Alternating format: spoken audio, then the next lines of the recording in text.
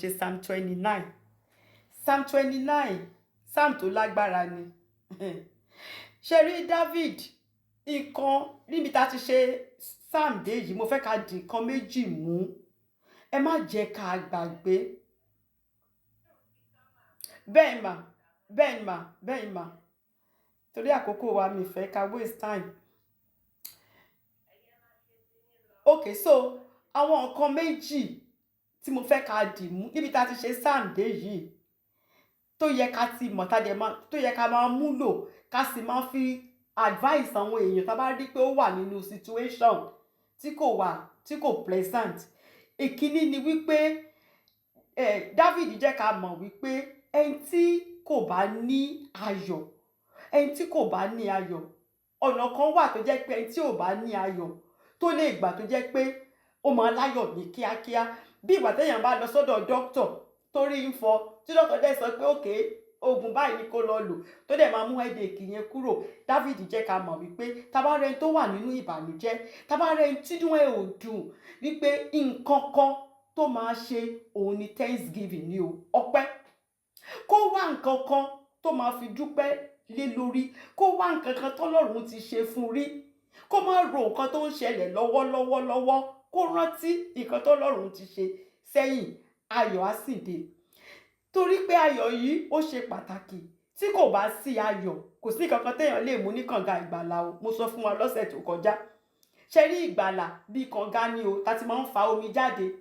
Ayọ̀ òun la fi ń fa omi jáde. Onídóró, ṣé dóró náà pè ní Yorùbá tán máa fi ń fa omi yẹn òun ni ayọ̀ ni o. Níbi tí ò bá ti sáyọ̀ Ọlọ́run ò kì í sí ńbẹ̀. So David jẹ́ ká mọ̀ yìí pé téèyàn bá ti rí nǹkan kan láti dúpẹ́ lé lórí ayọ̀ máa dé ní kíákíá. Ẹ̀yin ẹ try ẹ̀. Ẹ máa rí wípé lóòótọ́ ni David kò sígbà kankan David ń banújẹ́. Gbógun yẹn ṣe lè le tó David ò kí ń banújẹ́. A máa rántí àwọn nǹkan tọ́lọ́run ti ṣe. Nígbà tọ́lọ́run bá pa kìnìún nínú igbó, nígbà tọ́lọ́run bá ṣẹ́gun Gòláyátì, David á rántí, a máa dúpẹ́ gbogbo àwọn nǹkan yẹn. Torí ẹni tó bá mọpẹ́ dá ayọ̀ máa dé. Tẹ́ bá rántí èèyàn kan wà tó sọ pé gbogbo nǹkan ò ṣe fóun, everything ti dàrú, gbogbo ẹ̀jẹ̀ ti sun. Ó tẹ̀lé èèyàn kan lọ kí ẹni tó sick ní hospital. Nígbà tán débẹ̀ ìyá brother yẹn sọ fún wọn wípé ẹni tó sick wọ́n sọ pé blood ẹ̀ body ẹ̀ kò process ẹ̀jẹ̀ ò process oxygen. So wọ́n bá fi oxygen sínú ẹ̀jẹ̀. So wọ́n á fi ọ̀nà kan gba ẹ̀jẹ̀ jáde lára ẹ̀. Wọ́n á wá add oxygen mọ́, wọ́n á tún fi ọ̀nà míì dá padà. Ìyá ẹ̀ wá ń sọ fún wọn wípé £9,000 torí Britain £9,000 lọ́wọ́ ń san láti bá fi oxygen sínú ẹ̀jẹ̀. Ṣé rí ẹni tó ṣì ń ronú ńgbà tó débẹ̀ tó gbọ́ nǹkan tí oye tó ń ná sórí pé oxygen lè wọ ẹ̀jẹ̀ brother yẹn lásán gbà tó jáde, ìṣe nínú ẹ̀ dùn. Ìṣe ló dúpẹ́ lọ́wọ́ Ọlọ́run pé Olúwa mo dẹ̀ ń lo oxygen yìí lójoojúmọ́ tí mi ò tiẹ̀ mọ̀. Ó san kọ́bọ̀ fún o. San kọ́bọ̀ fún. A dẹ̀ ń lo oxygen àmì àti ẹ̀ mọ̀ pé oxygen wà nínú ẹ̀jẹ̀. We don't even know. So téèyàn bá mọ inú rò, téèyàn bá ń dúpẹ́ lọ́wọ́ Ọlọ́run, ṣé rí gbogbo nǹkan tí ó sì fa pé kí inú má dùn yẹn gbogbo ẹ̀ á lọ. Torí pé tí ò bá sí ayọ̀ kò sọ́nà tí èèyàn lè fi rí nǹkan kan gbà. Kò sí o. Àti wípé ibi tí ò bá ti sí ayọ̀ àìsàn máa ń wọlé. Oríṣi nǹkan ló máa ń wọlé. Bible ti sọ fún wa. Ó ní a merry heart doeth the body well more than medicine. Ṣùgbọ́n ọkàn tí kò bá kan ó máa ń mú ìkorò wá ni. Bíbélì ló sọ fún wa bẹ́ẹ̀, ó tọ́ dẹ̀ ni. So ẹ jẹ́ ká rántí wípé thanksgiving òun ni cure. Kí ni cure Yorùbá? Òun ni nǹkan téèyàn ń lò láti mú àìláyọ̀ láti mú kúrò. Nǹkan tí David kọ́ wa nìyẹn. Ìkejì òun la máa ṣe lénìí. Ìkejì ni wípé kò sírú ìjì tó lè wà bí ìjì yẹn ṣe lè le tó. David ó máa lo ìyìn, praise. Òun ni David máa fi ń pa gbogbo ìyìn. Tí David bá ṣe praise tó bá worship Ọlọ́run títí tó bá rí pé nǹkan yóò tí rí bó ṣe fẹ́ rí, David á gbé lọ high praise. high praise ní Psalm 29 tàfẹ́ ṣe lé ní. David àwa gbé lọ sí high praise. David àwa go above nation, á go above pé èèyàn kan yin Ọlọ́run. Á wá jẹ́ kí àwọn nǹkan tọ́lọ́run dá kó bẹ̀rẹ̀ sí ní yin Ọlọ́run. Òfurufú fi iṣẹ́ ọwọ́ rẹ̀ hàn. Ọjọ́ dé ọjọ́ fọhùn jáde. Àwọn ọ̀run sọ̀rọ̀ ògo Ọlọ́run. Nígbà tí òkun rí Ọlọ́run, òkun sá. Jọ́dánì rí ó padà sẹ́yìn. Àwọn òkè ńlá láwọn ń fò bí àgbò. Àwọn kékèké bí ọ̀dọ́ àgùntàn. Ilẹ̀ wá rírì níwájú Olúwa Ọlọ́run Jákọ́bù. Ta ló fẹ́ dúró wájú Ọlọ́run bẹ́ẹ̀? So David á bẹ̀rẹ̀ sí ní jẹ́ kí nation ó bẹ̀rẹ̀ sí ní yin Ọlọ́run, kí gbogbo wọn bẹ̀rẹ̀ sí ní pariwo, torí pé gbogbo nǹkan ló ń sọ̀rọ̀. Àwa la rò pé èèyàn nìkan ló ń sọ̀rọ̀. Ọjọ́ ń fọhùn, òkun ń fọhùn, ọ̀rọ̀ omi ń sọ̀rọ̀, gbogbo nǹkan ló ń sọ̀rọ̀ ní ti Ọlọ́run o. Gbogbo wọn sì ni wọ́n ń yin Ọlọ́run. Pastor Adébóyè sọ pé tí ìjì wéèfù omi yẹn, wéèfù tó bá ti tí òkun bá ṣe ń ru tó ń ru yẹn, kọ́lọ́run sọ pé ó ń pàtẹ́wọ́ ni, ó yin àwọn lógo ni. Ṣẹ́mọ̀. So igi gbogbo nǹkan tọ́lọ́run dá ló yin Ọlọ́run lógo. So tí David bá ti bá praise débí kan, David á wá gbé lọ high praise. Tó bá ti di pé nǹkan yẹn fẹ́ lé mọ́ David á yí sí high praise. A rí pé Psalm 28 David yin Ọlọ́run lógo, ó praise Ọlọ́run, ṣùgbọ́n mo rò pé bóyá ó sì kù díẹ̀ káàtó nígbà tó máa fi dé 29 ó yí sí high praise. Ó yí sí nation wípé Olúwa ohùn Ọlọ́run lágbára, ohùn Ọlọ́run lágbára, ohùn Ọlọ́run lórí omi ó lágbára, ohùn Ọlọ́run lórí àrá ó lágbára, ohùn Ọlọ́run tó jẹ́ pé á mú igi cedar Lebanon, igi Lebanon yẹn ló tóbi jù gbogbo igi tó wà lórí ilẹ̀ ayé tọ́lọ́run dá. Igi yẹn máa ń gùn rẹpẹtẹ tó jẹ́ pé ó dẹ̀ strong, kò sí bàbá àti wo bàbá ńlá kó wọ̀ kí lè wo. Àwọn ọba máa ń lọ Lebanon láti lọ ra igi yẹn, òun náà máa fi ń kọ́ àwọn palaces gbogbo nǹkan tí àbá nífẹ̀ẹ́ kó bàjẹ́ láéláé. Ó ní agbára, ṣùgbọ́n tí ohùn Ọlọ́run bá dé báyìí lẹ́ẹ̀kan gbáàrà, igi yẹn ó máa fò jáde ní pẹ̀lú rúùtù ẹ̀ ní o, àti gbogbo ẹ̀ ó máa wálẹ̀ ní. That is how powerful God is. So David á bẹ̀rẹ̀ sí ní lo high praise. A lo high praise láti bẹ̀rẹ̀ sí ní praise Ọlọ́run. So nǹkan tá fẹ́ ṣe nìyẹn, call to worship oní Psalm 29. Psalm tó show agbára Ọlọ́run lórí ìjì ni, kò ní fi ṣe bí ìjì náà ṣe lágbára tó.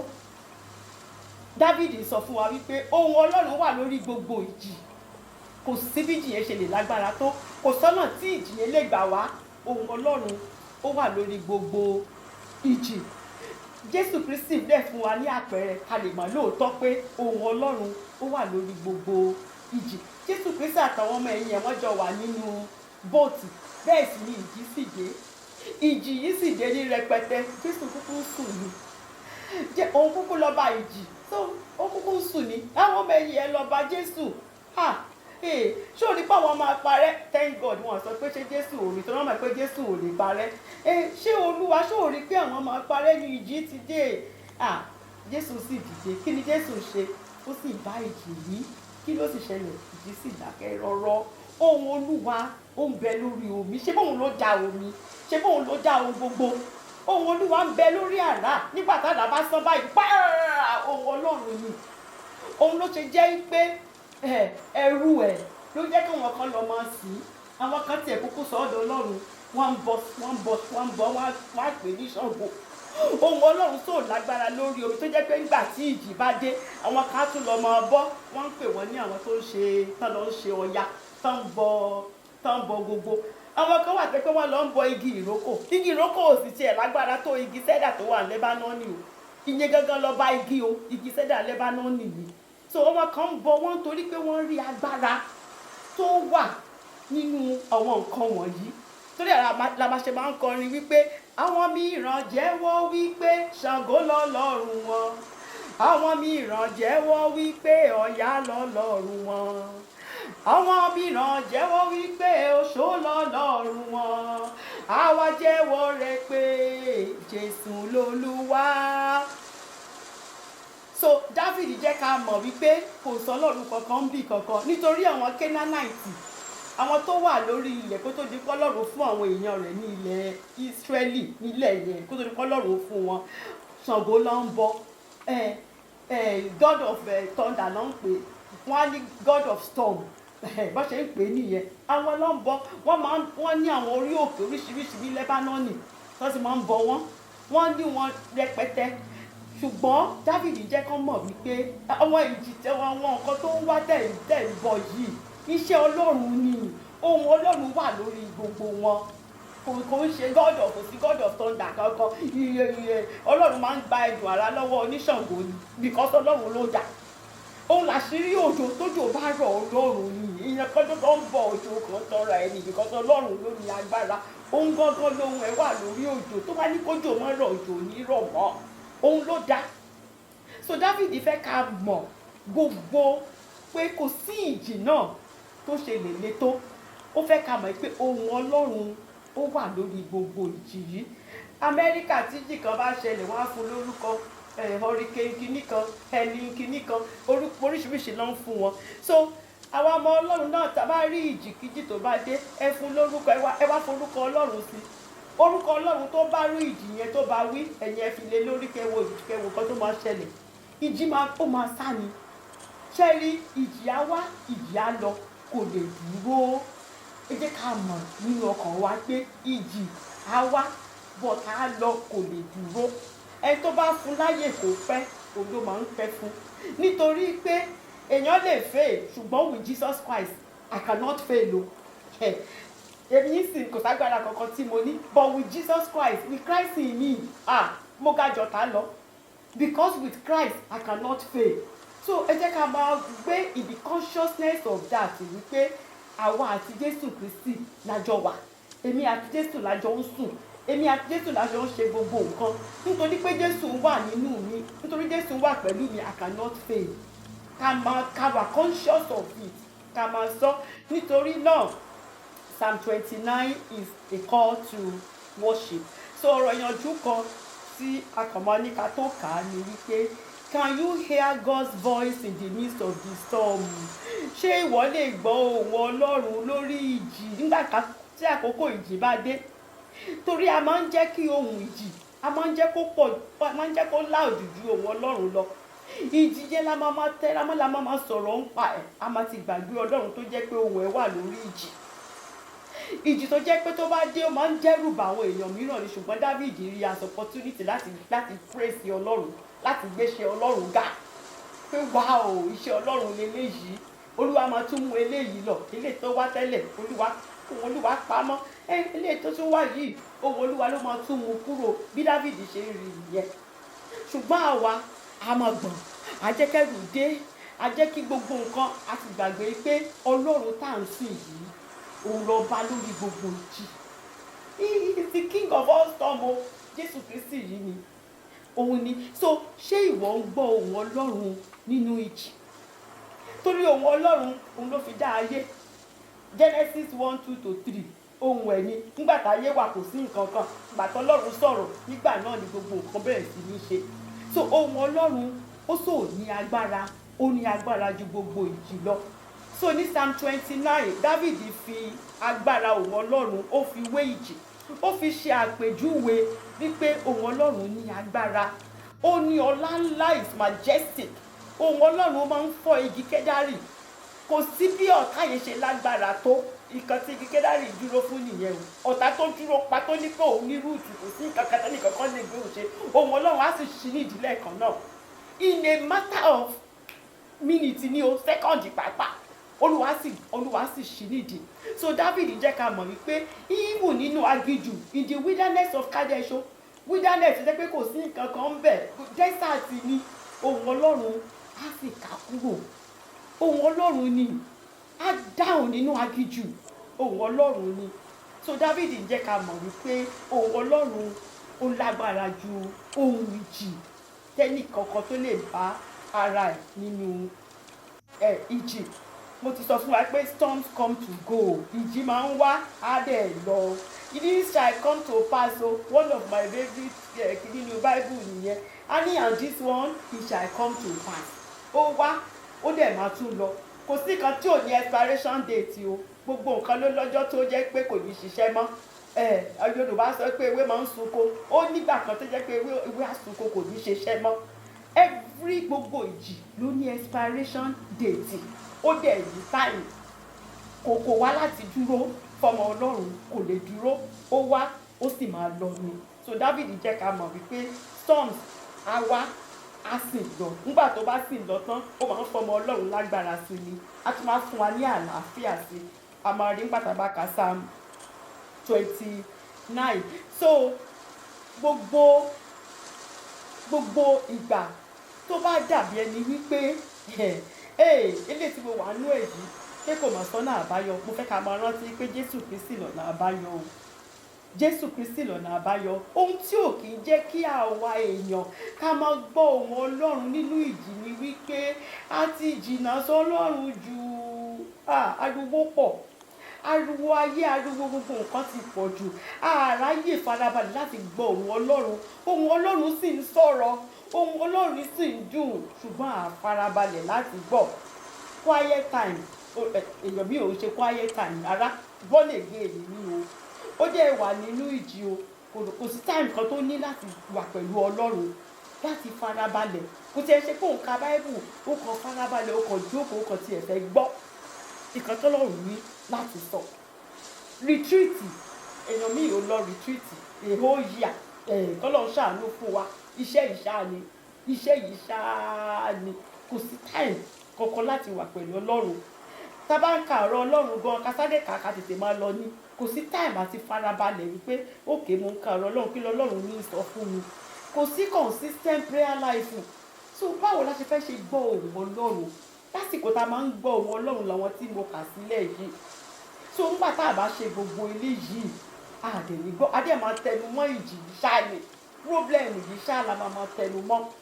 So Psalm 29 jẹ́ ká fẹ́ ká ṣe àtúnṣe, ká farabalẹ̀, ká gbọ́ ohùn Ọlọ́run ní gbogbo ìjì. Kò sínú ìjì náà tí ohùn Ọlọ́run tí kò wà lórí ẹ̀. Ohùn Ọlọ́run ó wà lórí ìjì gbogbo. Èyí tí mo fi ṣe ìkejì high praise, mo rò pé màá kàn sọ pẹ̀lú Psalm 29 náà torí àkókò wa, but mo ti sọ̀rọ̀ nípa high praise náà, sọ̀rọ̀ yanjú kejì ó ní high praise. Mi ì mọ Yorùbá high praise, but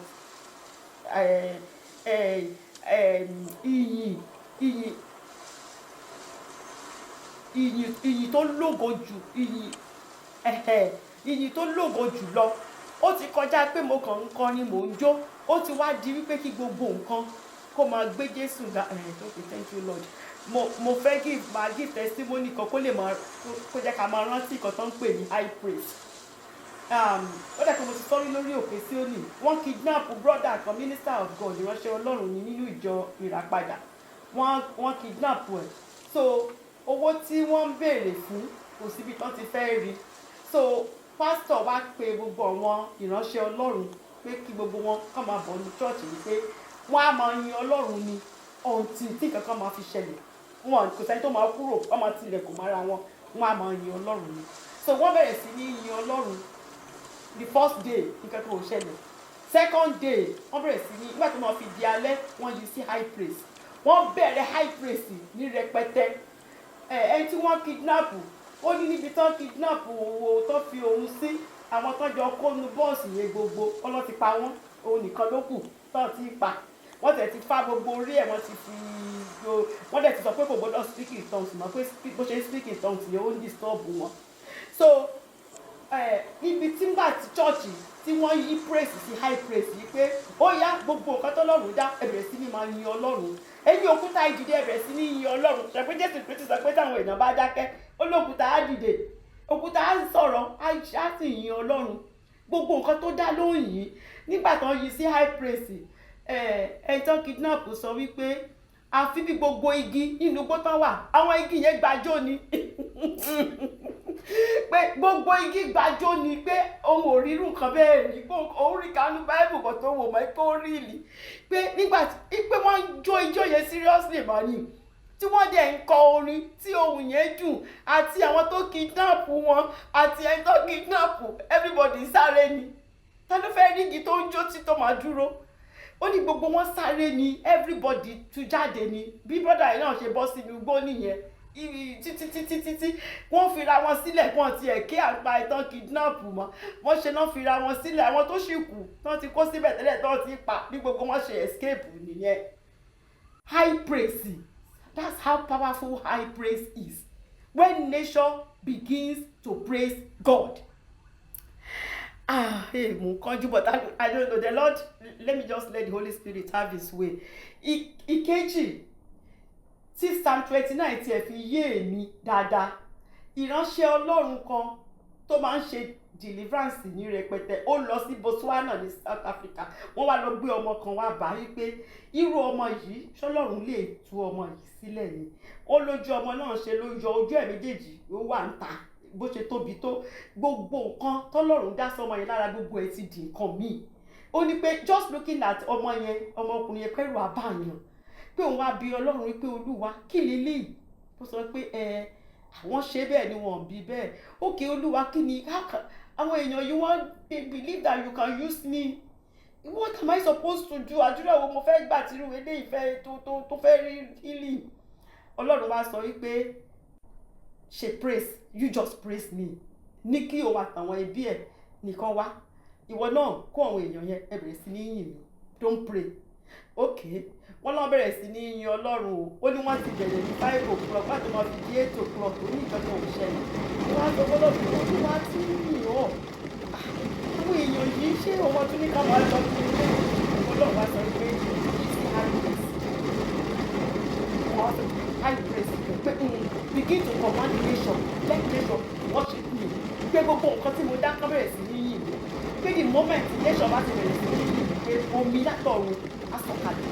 Tómi yẹn bá ti sọ̀kalẹ̀ ní ọmọ ọmọ ìlú ìkọ̀sẹ̀ tó ṣe nǹkan tó ṣe sọ́mọ láti mú omi pé princess nínú omi ló wá láti wá ṣe iṣẹ́ yìí sí ọmọ yìí. Kò sí tómi ọ̀run bá ti sọ̀kalẹ̀ omi ayé ń bí kò dáadáa lórí ẹ̀ bí ọmọ ìyá rí ìlú sílẹ̀.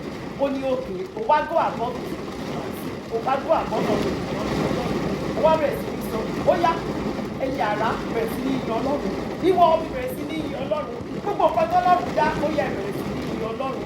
Ó lóun náà wá ń kọ̀ mọ́ni òun náà wá bẹ̀rẹ̀ sí ní sọ agbára Ọlọ́run lórí ohun gbogbo. Ìdí ìṣọ́kàn òun wá nípa àwọn ẹbí ọmọ yẹn wọn lè gbé ìtàn ara wọn ti wálẹ̀. Ó lọ bá sóòlù ní ọmọ yẹn gbogbo lè lè fi bọ́sípò lára ọmọ yẹn gbogbo lè lè fi bọ́sípò lára ọmọ yẹn wípé ọjọ́ náà ló fúnra ọmọ kan tó jẹ́ high praise. Ìgbé téèyàn bá ṣe high praise ó máa ń jẹ́ kí omi láti sọ̀kalẹ̀ wá láti ṣe iṣẹ́ ìtúsílẹ̀ tàbí ìdápadà. Wípé sọ̀rọ̀ ìgbà ẹni wà lórí Psalm 29 ló wá ní pé nǹkan tí Dávídì sọ pé òun Olúwa lágbára lórí omi òótọ́, òun Olúwa lágbára nínú àrá nítorí ó máa ń fàrá ṣe ìdájọ́, ó dẹ̀ máa fi túyàn sílẹ̀, ó máa ń fi nǹkan tó bá ti dì pátán rò pé kò sí ibi tó fẹ́ gbà Olúwa dẹ̀ rán àrá gbàrà lẹ́ẹ̀kan àrá rẹ̀ tú sílẹ̀. Àbọ̀n fi sí kó síbi tó lè fi sí ẹ máa rí kàríkà ní 29 ìwé níbi tí ẹ̀rù bà Káàsì dé nígbà tó gbọ́ òun Ọlọ́run Káàsì dẹ̀ bí wọn láìsí kò tí ìmọ̀lẹ́bọ̀ òkú ọmọdé kò jáde nínú ojú ẹ̀.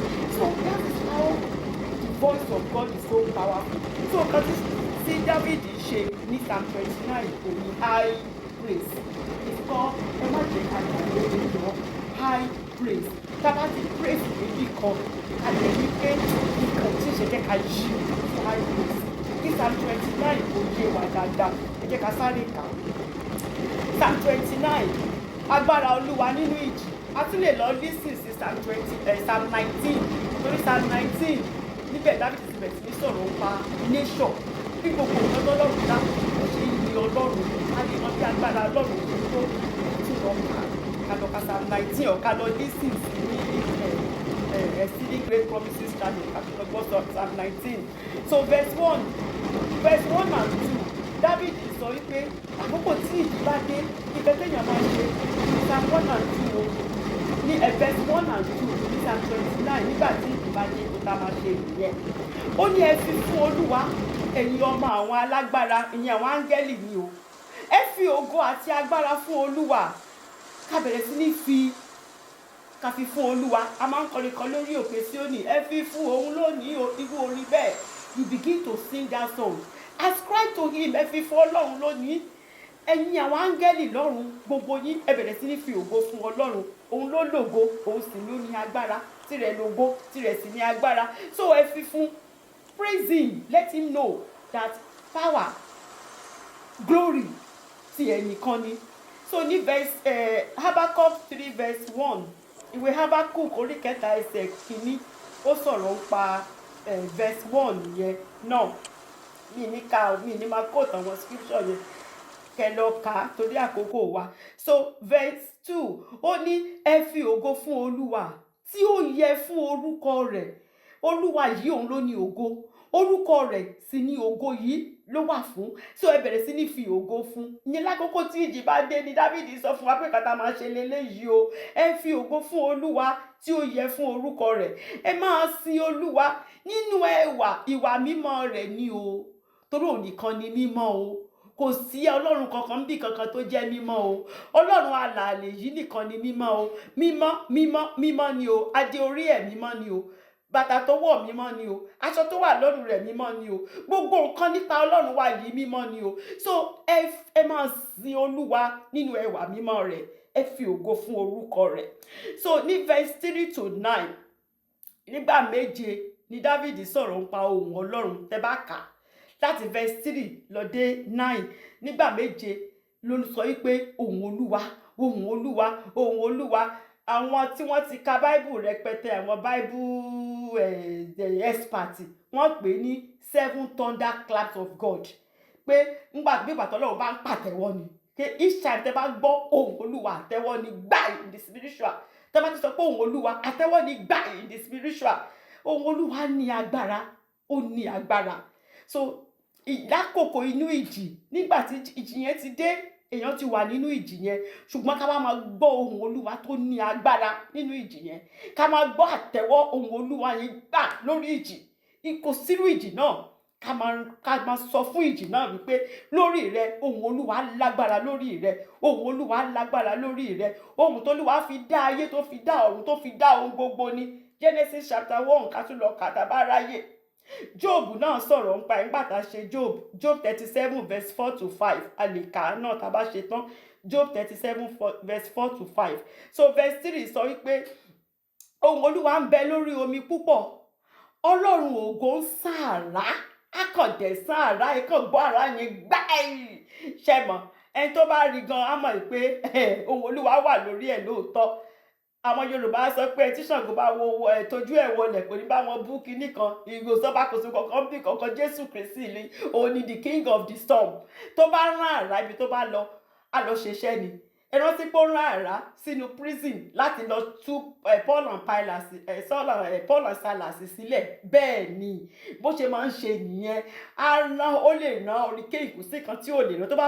Tó bá fẹ́ dì pẹ̀lú àwọn ọ̀tá ẹ̀, ó máa ń lò wọ́n fún ìdájọ́. Bẹ́ẹ̀ ló dẹ̀ máa ń lò wọ́n fún ìtúsílẹ̀.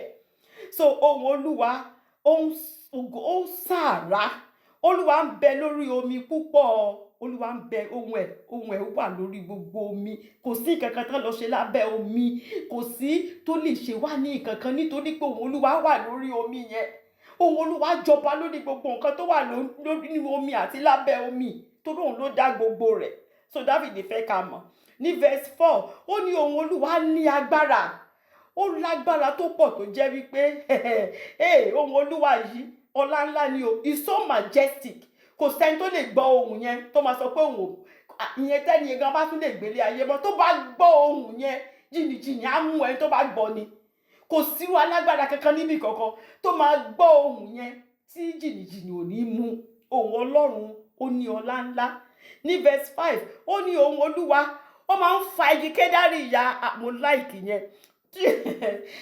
Igi kédárì, igi tó jẹ́ wípé ọ̀pọ̀tọ́ ni. Igi tó jẹ́ wípé òun ló ga jù gbogbo igi. Ó sì tóbi rẹpẹtẹ. Kò sí bàbá àti wú wàhálà ni. Wọ́n kàn máa ń gé ni. Wọ́n á lọ máa fi ṣe nǹkan, kò kì í ṣe é wú. Ṣùgbọ́n nígbà tó ohùn Olúwa bá dé gàràgà, igi yẹn á dẹ̀ ayọ̀ àti pẹ̀lú gbogbo ìdí ẹ̀ ni o. Ó máa dìde. Ìyẹn ni pé kò sí alágbára kankan níbi kankan. Isaiah refers sí prophet Isaiah ní Isaiah chapter 2 verse 12 to 13. Isaiah chapter 2 verse 12 to 13. Isaiah ń sọ wípé ẹni tí a gbé sókè òun ni a ó sì rẹ̀ sílẹ̀. Ó ní Olúwa máa rẹ̀ wọ́n sílẹ̀ o. Ó nítorí bó ṣe ṣe gbòǹgbò igi kédárì Lẹ́bánọ́nì, bí igi yẹn ṣe lágbára tó, Olúwa sì wú ti gbòǹgbò ohùn Ọlọ́run Olúwa sì gbé sílẹ̀. Á gbé sókè báyìí, á dẹ̀ gbé sílẹ̀. Kò sẹ́ni tó fọwọ́ kan o, ohùn Ọlọ́run lásán ni. Wípé bólúwa ṣe máa ń rọ àwọn alágbára, tí wọ́n rò pé àwọn alágbára bó ṣe máa ń rọ̀ wọ́n lóyè nìyẹn. Olúwa dẹ̀ dì pẹ̀lú wọn. So verse 5 sọ pé ohùn Olúwa ó ń fa igi kédárì ya. Lóòótọ́ Olúwa ń fa igi kédárì Lẹ́bánọ́nì ya. Ó máa ń fa ya pẹ́rẹpẹ̀rẹ ni. Ó máa ń fa ya. Psalm 114, Psalm 114. Ṣé rántí wípé nígbà táwọn òkè tí wọ́n rí Ọlọ́run, ń ṣe lọ́wọ́ gan ń fò bí àgbò. Àwọn òkè kéékèèké, àwọn náà ṣe náà ń fò bí ọ̀dọ́ àgùntàn. Ìyẹn ni ó lead wa to verse 6. Torí verse 6 sọ wípé ó mú wọn fò pẹ̀lú bí ọmọ màálù. Àwọn òkè ló ń fò bí ọmọ màálù o. Àwọn òkè Lẹ́bánọ́nì níbi tí wọ́n ti lọ ń bọ òrìṣà, tán sọ pé wọ́n ń bọ Ṣàngó, wọ́n ń bọ God of thunder, Canaanite God ni wọ́n ń pè, God of the storm. Àwọn òkè yẹn nígbà tán bá ti gbọ́ ohùn Ọlọ́run báyìí, wọ́n á kàn máa fò ni, wọ́n á máa fò bí ọmọ màálù. So David sọ wípé kò sí Canaanite God kankan níbi kankan, God of storm kankan níbi kankan. Olúwa òun ni ọba lórí gbogbo wọn. So ohùn Olúwa ó mú wọn fò pẹ̀lú bí ọmọ màálù.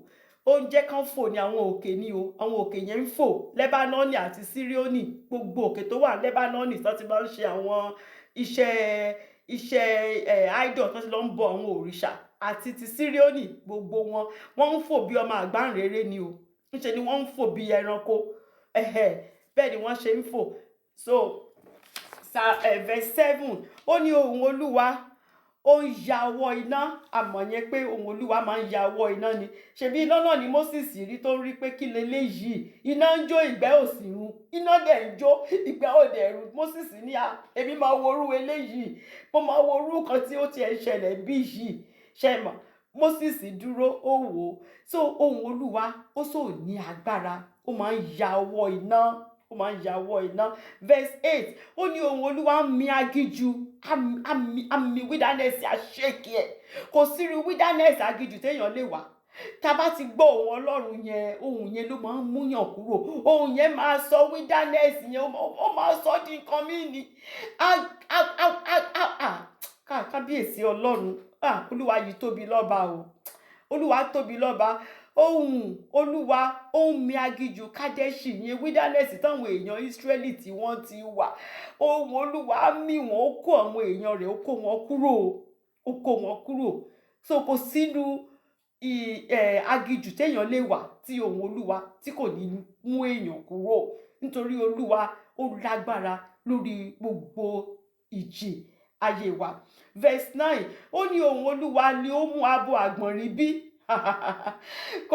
Kò tí tásìkò tí agbo àgbọ̀nrín tó yẹ kó bí o. Ṣùgbọ́n nígbà tó gbóhùn Olúwa, ọmọ jáde ní lára àgbọ̀nrín. Kẹ́ mọ̀ bí ohùn yẹn bó ṣe ní agbára sí. Ẹni tí ò bá mọ Ọlọ́run ló máa sọ wípé òun ò mọ alágbára. Nítorí gbogbo agbára ti Ọlọ́run yìí ni. Òun la ṣe máa ń pè ní ẹ̀rù jẹ̀jẹ̀, ẹ̀rù tó ju ẹ̀rù lọ. Ẹ mọ̀ pé ẹ̀rù yẹn á sòpọ̀, ẹ̀rù tó lè mú ẹni tó wà nínú oyún tó dẹ̀ máa jẹ́ kó bímọ láì tí ìtàsìkò tí ò dẹ̀ wà ní labour. Mo rántí nígbà tá a wà ní RS school. Stress yẹn sòpọ̀ tó jẹ́ pé lady kan wà láàrin wa tó jẹ́ pé ká tó bẹ̀rẹ̀ exam critical care. Níṣe ló bẹ̀rẹ̀ sí ní labour. Oyún tí ò tí ì pé ó kù díẹ̀ kó pé 6 months. Níṣe ló dẹ̀ wọ labour. Bí eré wọ́n láti pe 911 tó máa fi gbé dé hospital ó bímọ ni o. But thank God wọ́n gbé sí incubator, ọmọ yẹn survive. But mo kàn fi ṣe explanation pa ẹ̀rù ni. Ṣé mọ̀? Tẹ́rù bá pọ̀ jù, tó bá dé bá ẹlẹ́rù, kò sí nǹkan tí ò lè ṣẹlẹ̀. So ìyẹn fún àwa ní comfort ni. Nítorí pé Ọlọ́run táwa ń sìn, bàbá wa, ó ní ẹ̀rù tó jí gbogbo ẹ̀rù. Ó ní ẹ̀rù tó máa ń gbé ẹ̀rù mì. Ó máa ń gbé so ẹrù yẹn òun ló bá agbo àgbọ̀nrín ó sì fi bímọ ní kíákíá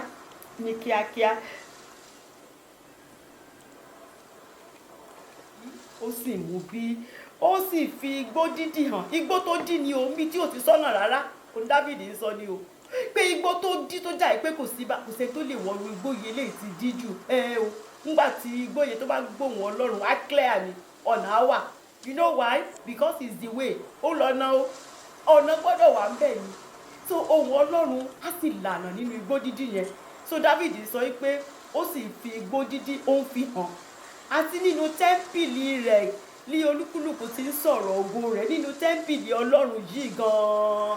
Àwa tá jẹ́ Kìrìsìtẹ́nì àwa gan-an à ń sọ̀rọ̀ ògo Ọlọ́run nínú tẹ́ḿpìlì Ọlọ́run. Ògo ni fún orúkọ Ọlọ́run lókè ọ̀run. Ní verse 10 Dáfídì wá sọ wípé ìjì ti kọjá o torí tó bá ti dé orí 9 yẹn t'Olúwa ti la ọ̀nà nínú aginjù t'Olúwa ti ṣẹ́ gbogbo ogun tó ti mú wa kúrò tó ti já gbogbo òdè tó ti ṣe gbogbo nǹkan á bẹ̀rẹ̀ sí ní yin Ọlọ́run nínú tẹ́ḿpìlì Ọlọ́run. Nígbà tá a bá ti wá yin Ọlọ́run tán kí ló máa ń ṣẹlẹ̀? Olúwa á wá ṣe ẹ jẹ́ ká ka verse 10 yẹn kí tó sọ̀rọ̀. Olúwa jókòó lórí ìṣàn omi nítòótọ́ Olúwa jókòó bí ọba láé ni o. Ó jókòó lórí gbogbo ìjì náà ìyẹn ní láé. Omi yìí nísìnyí ní verse 10 ó kàn jókòó sórí ìsàn omi yẹn ni o kò sí ìjì mọ́. Ìjì yẹn ti gbọ́ ọ̀rọ̀ Ọlọ́run ìjì yẹn calm down ó dákẹ́ rọ́rọ́ ìjì yẹn sinmi. Olúwa wá jókòó lórí ìjì yẹn nítorí pé Olúwa yìí òun lọ́ba láéláé o òun lọ́ba lánàá òun lọ́ba lónìí òun lọ́ba títí ayé. Nítorí náà the same Ọlọ́run tó mú ìjì yẹn tó mú kúrò tí mi ìbá tún dé òun náà ló máa ti mú kúrò nítorí ọba ni ó jókòó láéláé kò sẹ́ni tó lè rọ́ lóye o ibẹ̀ ló ó jókòó títí láéláé ni. He is in complete control ló ń jẹ́ bẹ́ẹ̀ o. God is in complete control. So nǹkan tó máa ń ṣẹlẹ̀ lẹ́yìn tí ìjì yẹn bá wá lọ tán ni wípé Olúwa wá fi agbára fún àwa ènìyàn rẹ̀. Ìjì yẹn máa tún jẹ́ kéèyàn lágbára sí ni o nítorí a máa bá Ọlọ́run pàdé nínú ìjì yẹn. A wá fún wa ní agbára a wá fún wa ní àlàáfíà. Olúwa wá fi àlàáfíà a wá fi bùsí fún àwa ènìyàn rẹ̀. Ṣùgbọ́n ẹni tí kò bá gbóhùn Ọlọ́run nínú ìjì kò sí bó ṣe fẹ́ ṣe gba agbára tó máa fún okun tó máa ní láti fi dúró kò sí bó ṣe máa rí àlàáfíà. Sátánì á kàn máa gbé lọ́kàn sókè yìí. Ṣùgbọ́n ẹ jẹ́ kó ohùn Ọlọ́run ẹ jẹ́ kó lágbára ju ohùn ìjì tẹ́ wà nínú ẹ̀ ẹ sì rí wípé agbára á dé àlàáfíà á sì dé. Ẹ jẹ́ ká máa rántí ẹ̀yin ọmọ Ọlọ́run. We cannot fail with Jesus Christ yo. Ẹni tí ò bá ní Jésù Kristi nìkan ló lè fail. As long as you have Jesus Christ and you are conscious of that tó mọ̀ pé èmi àti Jésù ni èmi àti Kristi ni èmi àti Kristi à lè fail kò possible tó bá jẹ́ èmi nìkan ni ṣùgbọ́n èmi àti Kristi à lè fail. Ẹ jẹ́ ká máa sọ ká tẹjú mọ́ Jésù. Nǹkan tí Dáfídì sọ pé ká ṣe nìyẹn ní àkókò ìjì. What do you do? Focus on God o. Ẹ jẹ́ ká tẹjú mọ́ Jésù. Ẹ jẹ́ n conclude pẹ̀lú wípé Jesus is the king of storms o. Jésù ni ọba ìjì. Kò sírú ìjì náà Jésù lọ́ba ìjì o. Kí la ní láti ṣe? Ìwọ jọ̀wọ́ ayé rẹ fún Jésù Kristi. Tó bá ti jọ̀wọ́ ayé rẹ fún Jésù Kristi á sì bá ìjì ayé rẹ wí. Ìjì náà á sì dákẹ́ rọ́rọ́ àlàáfíà á sì dé torí òun ni ọmọ aládé àlàáfíà. Òun sì lọ́nà níbi tọ́nà ò sí òun yìí náà lọ́nà. So Revelations ìwé ìfihàn orí 3 ẹsẹ̀ 20 ó ní kíyèsí mo dúró lé ẹnu ilẹ̀kùn mo sì ń kànkùn. Bí ẹnikẹ́ni bá gbọ́ ohùn mi ohùn tó lágbára yìí náà là ń sọ̀rọ̀ pa ẹ̀. Bí ẹnikẹ́ni bá gbọ́ ohùn mi tí ó sì ṣílẹ̀kùn èmi ó sì wọlé tọ̀ wá. Tí n bá sì ti wọlé tọ̀ wá èmi àti àjọ máa jẹun ni o. Àtẹ náà àtẹ̀mí ta ni ò fẹ́ rú ẹ̀ wá fàyè rẹ fún Jésù. Má jẹ́ kí Sátánì tàn ọ́. Sátánì ò ní nǹkan kan tó fẹ́ fún ọ. Tó bá fún ẹni tọ́rọ́ á tó fi gba sísì ni.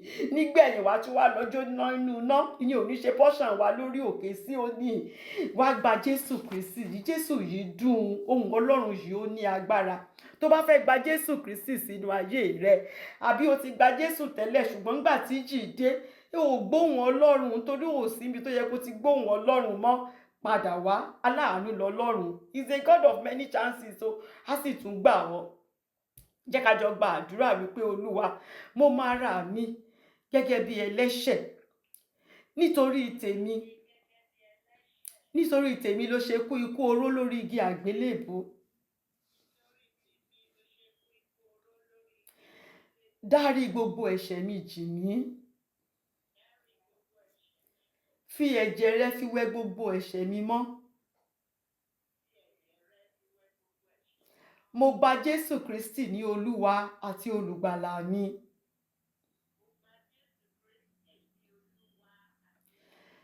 Èmi náà fẹ́ bá ọ jíǹde bó ṣe jíǹde lọ́jọ́ kẹta. Kọ orúkọ mi sínú ìwé ìyè. Ẹni tó bá sì sọ láti inú ọkàn rẹ̀ lóòótọ́ tó sì bẹ̀rẹ̀ sí ní tẹ̀lé Jésù Kristi, Olúwa wọnú ayé rẹ. Jésù á máa bá ọ jẹun. Ìwọ àti Jésù ẹ di ọ̀rẹ́. Kò sì síjì tó lè dé tí kò ní dákẹ́. Ìjì náà gbọ́dọ̀ dákẹ́ ni lórúkọ Jésù. Jésù ń bọ̀, kò ní pẹ́ dé mọ́. Alágbára ń bọ̀, Jésù wá ń bọ̀ wá. Mo ní Jésù wá ń bọ̀ láti wá ṣèdájọ́ ayé. Thank you, Lord Jesus. The Lord bless you all in Jesus' name.